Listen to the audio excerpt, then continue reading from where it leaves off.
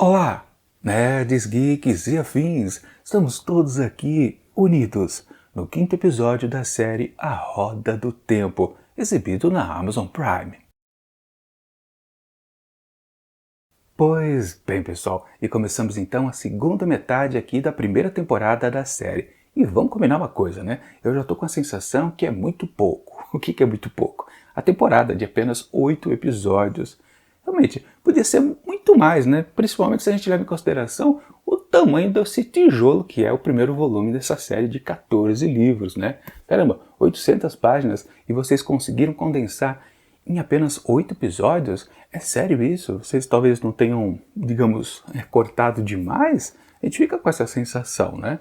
Mas ok, vamos confiar que tanto os produtores quanto os roteiristas fizeram o acerto daquilo de dizer, por exemplo, ok, galinha de ouro, não precisa botar muitos ovos, não vamos tentar ganhar demais, né? Ou seja, estragar a experiência de adaptação, porque assim, muitos autores acabam forçando a barra e gerando mais conteúdo apenas para alocar um pouco mais em outra mídia, ou seja, né, sair da literatura de prosa e ir para a TV, né, um audiovisual, e aquilo acaba ficando exagerado e às vezes eles metem o pé pelas mãos. Vamos combinar então que talvez eles não estejam querendo avançar demais e sim, oferecer para a gente apenas o melhor que tem dentro da literatura, convertido para o audiovisual e claro com algumas adaptações. Sempre vale lembrar para vocês, ali também dentro da Amazon Prime você pode conferir para todos os episódios um pequeno making off e ali tem alguns detalhes realmente que eles fazem algumas adaptações. Ok, vamos acreditar que tá bom, 8 episódios, tá de bom tamanho para a primeira temporada, quem sabe eles possam até aumentar na segunda, que sempre vai lembrar, já está garantida. Claro, só deve pintar lá no final de 2022 ou depois mesmo para 2023, talvez antes da metade de 2023. Enfim, é uma série que está prometendo bastante porque assim, a cada novo episódio ela tem um crescendo muito interessante e faz com que cada vez mais a gente entenda esses personagens ou se conecte pelo menos a eles. Porque esse tipo de episódio aqui, o quinto, é aquele que se você não está já alinhado ao que sente os personagens, você não vive as emoções oferecidas por ele. Sim, a gente já precisa gostar dos personagens para a gente ficar emocionado. E é o que é entregue para a gente e a gente sim recebe de uma maneira muito boa. E ao final do episódio a gente fala, caramba, que grande episódio. E ele começa assim num ritmo muito forte, que é exatamente o enterro lá das pessoas que morreram naquela pequena batalha que aconteceu, daquelas forças que estavam ligadas ao dragão renascido, né? Sabe-se lá se ele é verdade ou não, o sujeito, mas ali muita gente morreu. E é curioso perceber uma coisa, né? É bem rápido, talvez muita gente não perceba, né? Mas até as forças inimigas, né, que eram lideradas por aquele rei que o dragão lá renascido, o Logan, meio que seduziu, também foram enterrados. Os guardiões, parece que ficou a cargo deles, também cuidou do enterro. Pois é, algo bastante curioso, mas claro que vale mais pra gente, né? Porque do lado dos mocinhos foram os que caíram em batalha. Muita gente morreu ali, né? Tem aquela cerimônia colocada, né? As covas em forma circular, claro, relacionado à roda do templo sempre, né? Que é uma questão meio que tem tudo a ver com o renascimento, né? Uma espécie de reencarnação, digamos assim. Bom, enfim, isso vai ser mais explicado acho que no futuro, com certeza. Mas, claro, muita gente caiu ali e a principal que caiu foi a Sedai Verde, né? The Rain, o nome dela, né? Acho que é. Não tive tempo de decorar, ela já foi embora, mas claro, o que importa ali é exatamente a conexão que ela tinha com o seu guardião, o Stephen, né? E a gente percebe basicamente muito fácil que realmente ele está muito dolorido daquilo, daquela perda, como se ele tivesse morrido praticamente. E a gente percebe isso apenas nessa cena inicial desse velório. Claro, no decorrer do episódio, a gente percebe mais ainda as suas sensações. Isso que faz um crescendo muito interessante. E vale lembrar, este personagem em si, o guardião da Sedai Verde, não era o personagem que a gente acompanhava. Ele só apareceu nos 2 últimos episódios. Acho que sim, né? Ou seja, a conexão que a gente já tem com personagens novos também já é interessante aqui nessa série, porque sempre séries de fantasia abusam de uma grande quantidade de personagens. E é necessário que eles sejam apresentados para a gente de uma maneira bem direta, para a gente já se apegar a ele de maneira instantânea. Não dá para ter firulas, digamos assim, como se faz com outros tipos de personagem em outros modos literários, onde você pode passar, por exemplo, isso valendo também para séries de TV, né? Passar uma temporada inteira para explicar como é que funciona um personagem. Não, em séries de fantasia, como são muitos personagens, você tem que fazer com que ele se conecte ao leitor ou ao espectador de maneira muito imediata. E esse personagem, sim, ele está conectado a gente. E por isso que este episódio especificamente, ele funciona, porque nós já entendemos os personagens principais e também os secundários. Isso é a grande força, então, já de início, de A Roda do Tempo. Não dá para dizer que isso já não esteja acontecendo. Enfim, temos a cena, então, já bastante significativa, emotiva, do enterro dessas pessoas. E depois temos um pulo de tempo de um mês. E aí eu fiquei curioso. Caramba, será que aí aconteceu, por exemplo, uma certa enxugada de texto dentro desse pequeno tijolo aqui? Eu comentei com vocês, acho que foi no vídeo passado, que alguns capítulos aqui do primeiro volume viram nomes de episódios, ou seja, eles estão avançando bastante rápido na história. E eu acho que esse pulo de um mês, com certeza aconteceu muita coisa. E a gente ficou sem saber exatamente. Claro, é a oportunidade que a gente tem então de ir atrás do original, ir atrás do livro. E, aliás, deixa eu fazer meu jabazinho, né? Se você quiser adquirir este livro aqui e também todos os outros 6, que apenas 7 foram lançados aqui no Brasil, dos 14 do original, eu vou deixar aqui na descrição do vídeo o link da Amazon para você poder adquirir e dar aquela forcinha também ao canal, porque se você faz uso do link na hora, efetivamente, que você for fazer a compra, eu acabo ganhando aquela comissãozinha de vendedor e, claro, ajuda bastante o canal a crescer. Para quem não sabe, né, eu também tenho um canal literário que se chama Imantado de Livros. Vou deixar o link aqui para você dar uma curtida lá também.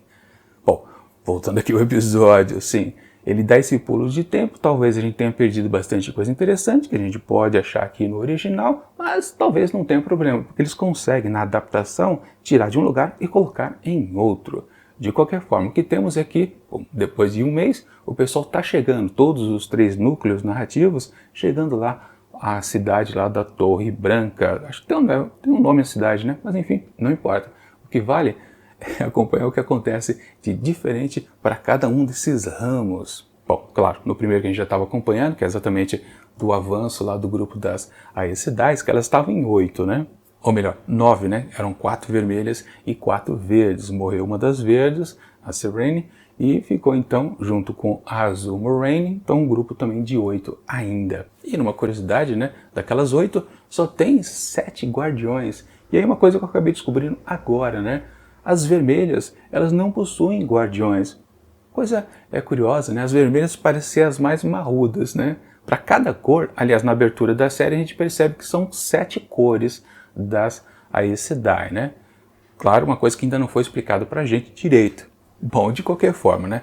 Tudo a seu tempo será explicado aqui na série. Pelo menos a gente espera.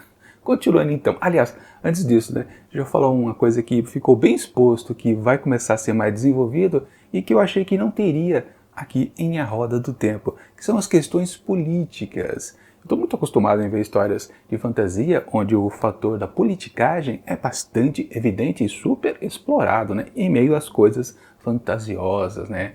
Aqui parecia que não tinha nada pelos episódios anteriores, se bem que já teve uma palhinha lá no episódio número 4, e aqui ficou bastante escancarado que sim, há uma luta de poder ali em meio às Sedais, né? Dentro ali do conclave delas, não sabemos direito do que se trata, mas com certeza vai ter briga boa. E eu pessoalmente vou gostar bastante porque eu gosto desse lado político dentro das histórias de fantasia. É um elemento também importante, porque na verdade as histórias de fantasia é sempre aquela briga do bem contra o mal, ou seja, a questão de poder. Mas o poder mais terreno, né, dos homens é aquela coisa da politicagem mesmo, né, daqueles conchavos políticos para lá e para cá, né, eu te dou uma coisa, você me dá outra, e fica aquela negociata. Sempre isso é muito interessante, né, sempre é um bom pega para capar. Enfim, o que vale, continuando aqui. Então, as Sedais chegaram ali também à cidade lá da Torre Branca, né, que eu não sei qual é o nome da cidade, mas não importa, o que vale é que elas chegaram lá. No caso, Lorraine e Lan estão há muito tempo, né, 2 anos que eles não voltam para lá, né, tem aquela coisa, inclusive, de sentirem se aquilo ali ainda é a casa deles. E ela comenta que não, né, a casa dela É o cavalo, é a sela, é aquele manto que ela veste e também esse cidadão aqui de cara fechada que me acompanha. É bem bacana.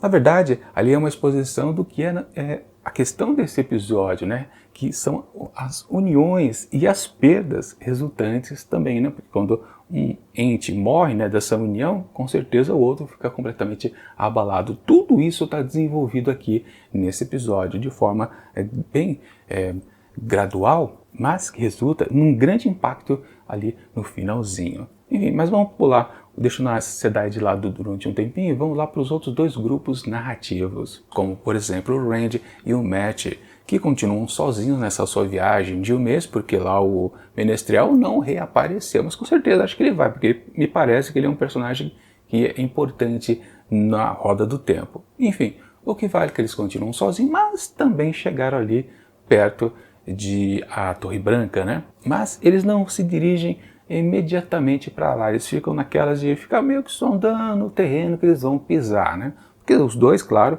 eles estavam com muitos pés atrás nessa coisa da Moiraine convocar eles para essa coisa de ser o dragão renascido. Será que isso é verdade? Será que isso não é? Enfim, é melhor dar uma sondada antes do que ir direto ao ponto. E eles acabam encontrando lá um personagem bastante interessante quando eles se hospedam lá em algum lugar, que é aquele cidadão que é um ogro diferenciado, digamos assim, né? E parece que também é um personagem super importante que os fãs da série gostam bastante. Mas ele já se mostra também aquela coisa que eu falei, que os personagens precisam ser muito bem vendidos logo de cara em histórias de fantasia. Assim que ele aparece, a gente já percebe a personalidade dele, que é um sujeito talvez culto, mas também muito falastrão, fala mais do que precisa, aquela coisa de irritar, mas ele sim é importante, tanto que ele serve de conexão, né? Também numa cena meio que resumida, né? Porque depois ele consegue conectar a Nynaeve aos dois quando ele se encontra lá com ela na biblioteca da Torre Branca, né? Foi muito bem resumido ali também, né? Enxugado, né? Que eles se conheceram de alguma forma também, rolou diálogo, rolou conhecimento, mas isso a gente perdeu, mas não tem problema, isso talvez será retomado em episódios futuros.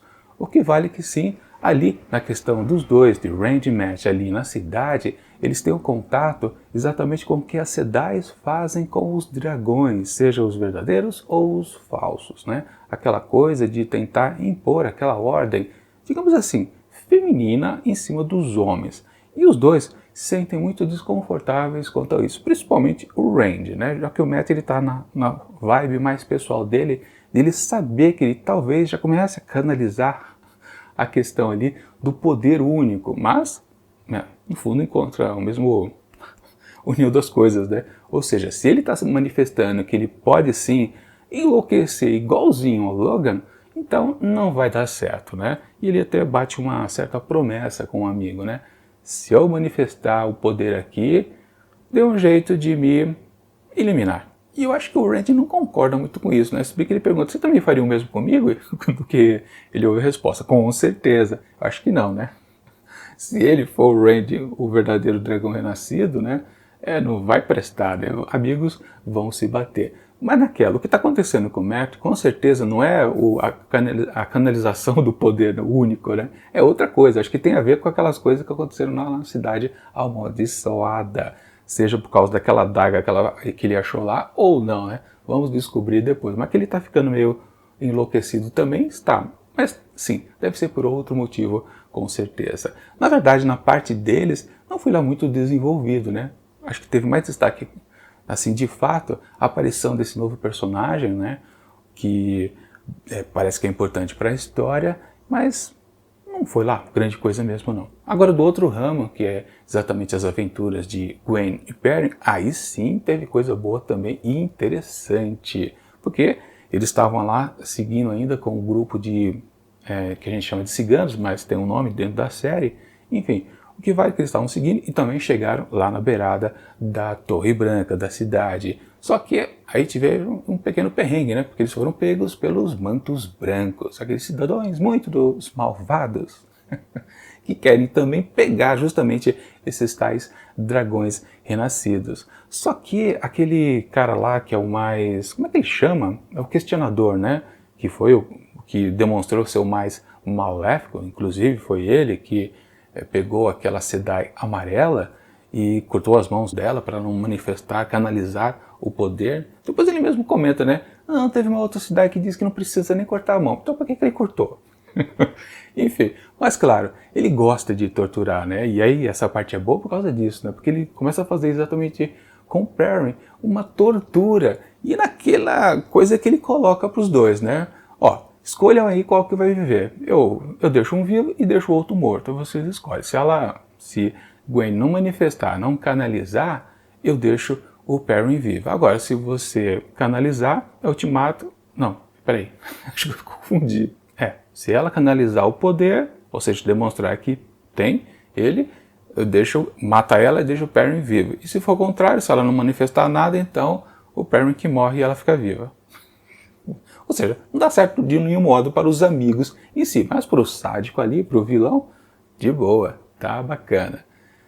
O que vale ali também, que deixa também esse conjunto narrativo interessante, é que finalmente o Perrin disse para alguém que ele acabou matando a sua esposa sem querer, né, naquela briga lá com os Trollocs. E é muito interessante por causa, ele estava reprimindo essas sensações, e parece que quando ele liberou exatamente isso que estava incomodando bastante ele, digamos, se conectou àquela coisa super esquisita que ele tinha com os lobos. Inclusive, né, e aí sim também a Gwen, meio que vendo que a situação estava lá de perigosa, ela também quis canalizar o poder. E agora eu não me lembro, né? Quando a Moiraine falou com ela a respeito dessas coisas, que ela podia ser um dia uma Sedai, ela não tinha manifestado nada. Ou seja, ela realmente não mentiu ali para o Filho da Luz, Vadal o nome dele, acho que né? E que ela tinha manifestado alguma vez, já tinha canalizado, né? Mas eu não lembro realmente como foi aquela história lá que ela teve o papo com a Moiraine, que ela podia ser uma Sedai, e na verdade quem é mesmo, né? Pode mais ser a Nynaeve, né? Bom, o que vale, né? Ela também quis, ou seja, ela forçou a canalização ali de um poder e soltou um pouquinho lá das formas gráficas branquinhas, né, que representam um poder único, mas sendo manifestado por uma Sedai, né? Então aquela coisa até engraçada, né? Que ela mandou um pouquinho, bateu no Filho da Luz e não deu nada, né? Porque o cara também tem um poder, né? Ou pelo menos ele tem uma certa proteção a isso. Ele falou que, né, não bastava uma coisinha meio fraca que não era suficiente. Precisava de algo mais intenso. Mas aí, teve a boa sacada, né, que ela não tacou outro nele, né? Ela meio que quebrou as cordas que estavam segurando o Perrin. Só que ao mesmo tempo que ela consegue soltar o amigo, ele também se manifesta naquela coisa que talvez ele estava guardando o tempo todo, que é aquela conexão que ele tem para com os lobos. O olhar dele mudou, né? Ficou lá amarelado também, né? Como se fosse um olhar de um lobo. E aí que ele assume uma postura assim, bem mais como se fosse um monstro, né? Na verdade ele só se rega ali de onde ele estava, né? Naquela mesa de tortura. Mas o cara vê os olhos dele e fala, caramba, quem diabo é você, né? Mas antes que o próprio Perrin comece a atacar ele, de fato, né? Os lobos, aqueles lobos, aquela matilha que acompanhava eles à distância, chegou e começou a atacar todos os mantos brancos. Numa situação bastante interessante, ou seja, ele de alguma forma está controlando os animais, mas não está sabendo disso. Se bem que, quando ele ficou confrontado, ele e também a Gwen, a um lobinho ali, que estava rosnando bastante, ele falou, não, fica tranquila porque ele não vai atacar a gente, né? Bom, na verdade, lembrando aquela cena onde ele teve aquele corte na perna e o lobo chegou perto dele e apenas lambeu um pouquinho e ficou de boa, né? Foi embora. E aliás, passou uma matilha ali também, né? Naquela vez. E isso ele não contou para a amiga. Enfim, ele tem uma conexão então com os animais, ou somente com lobos brancos, talvez, quem sabe, não sabemos. Vamos descobrir no futuro. De qualquer forma, tá aí um ramo narrativo que foi bastante desenvolvido, ou seja, na verdade, dois personagens foram colocados bem para frente. O contrário lá do Randy e do Matt, que não exatamente se tornaram coisas diferenciadas do que já eram antes, né? Ali valeu mais para colocar um novo personagem na roda. Na roda do tempo? Não, na roda do enredo da série.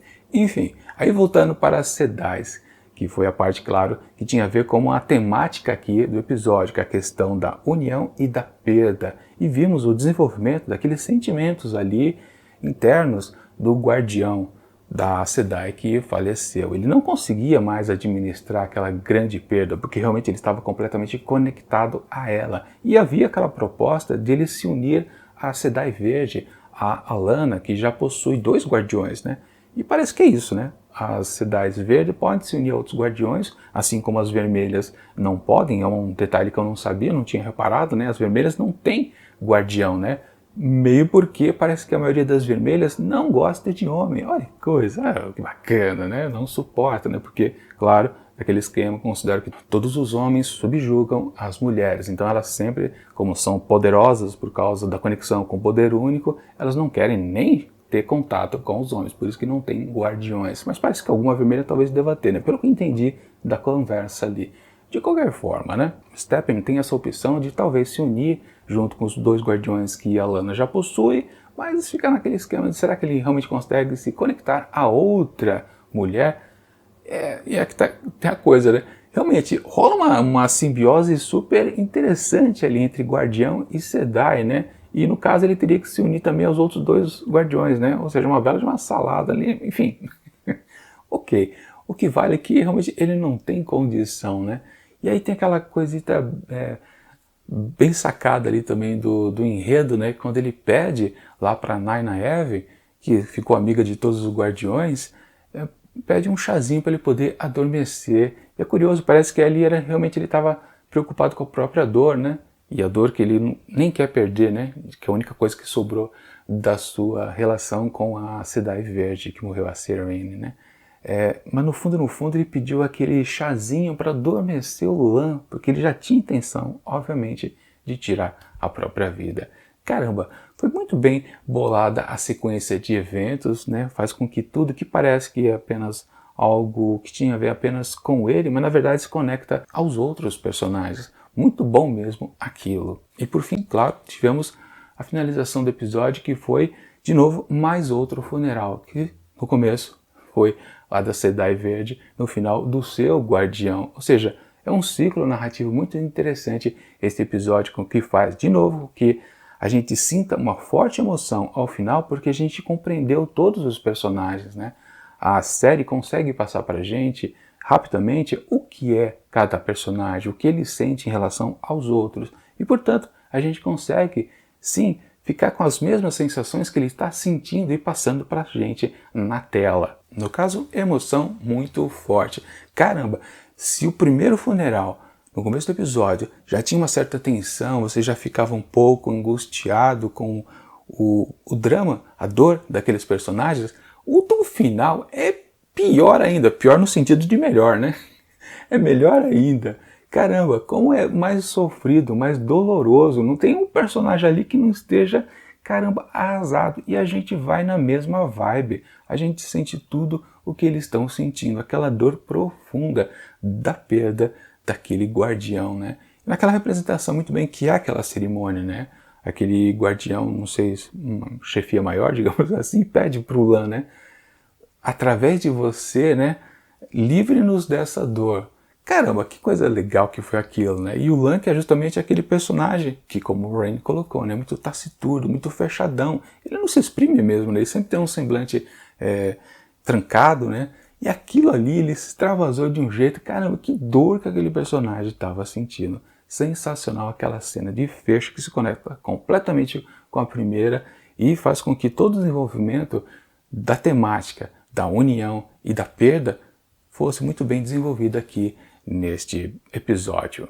Tudo que aconteceu aqui nele está relacionado a essas duas temáticas. Até mesmo na parte mais fraca do Randy e do Mestre também tem, porque eles estão conectados, fizeram aquele pacto, né, de um salvar o outro caso o poder começa a corrompê-los, né? Também está muito unido aquilo, como um personagem novo que chega, que dá para perceber que há uma coisa de união sendo construída ali aos poucos, mas quem lê os livros entende mais rápido, mas dá para captar sim. Ou seja, mesmo nesse ponto mais fraco, está tudo conectado ao mesmo tempo. Enfim, um episódio sensacional e daqueles que não tem como dar a nota máxima. Portanto, para o 5º episódio aqui de A Roda do Tempo, eu atribuo 5 asteriscos fácil, fácil. E na expectativa do que vai acontecer principalmente, né, naquela disputa de poderes. Por exemplo, né, quem vai ficar detendo, né, Nynaeve como uma noviça, qual cidade, de que cor, né, como também o trono, né, que aliás, quem senta no trono? É provavelmente uma personagem que vai aparecer no próximo episódio, com certeza, e também deve ser bom, né, sim. E Moiraine, principalmente Moiraine, ela já está apresentando mistério. Quer dizer, desde o primeiro episódio, tem uma coisinha assim no ar. Ela é uma figura completamente misteriosa. A Sedai Lana falou isso pra ela, né? A gente não entende exatamente o que passa pela sua cabeça. Quer dizer, as Sedai são praticamente todas independentes, mas ela especificamente, Moiraine, que parece ser uma das mais poderosas, o que ela quer de fato? Quando ela abriu lá no quarto dela, né, aquela moldura falsa, né, tipo um cofre, o que ela viu ali? Me parecia uma figura feminina, só que vista de costas, algo assim. Eu não cheguei a ampliar a imagem, fiquei na curiosidade, não fui atrás exatamente de tentar com uma lupa, tentar descobrir o que era aquilo. Mas tem um mistério, um grande mistério provavelmente, que tem a ver com, claro, a continuidade dessa história, porque eles tinham um objetivo lá no primeiro episódio, que é chegar até a Torre Branca, né? Quase todos os personagens já chegaram. Mas e aí? Como é que a história, a roda do tempo, evolui? O que tem para oferecer pra gente, né? Uma série que tem tantos e tantos volumes? Não é uma história simples. Com certeza tem muita coisa ainda pra gente descobrir por aqui. Com certeza, acho que alguns pontos nós já vamos começar a conhecer nesses 3 episódios finais aqui da primeira temporada. Eu estou na expectativa, achando que Roda do Tempo sim é um grande acerto da Amazon Prime, e ainda bem que já renovaram uma segunda temporada, e eu espero que esteja muito bem sendo assistido pelos fãs, não só dos livros, mas que já está pegando, a própria série já está pegando os seus próprios fãs. Acho que sim, é muito possível. Espero que seja um grande sucesso, com certeza. É isso.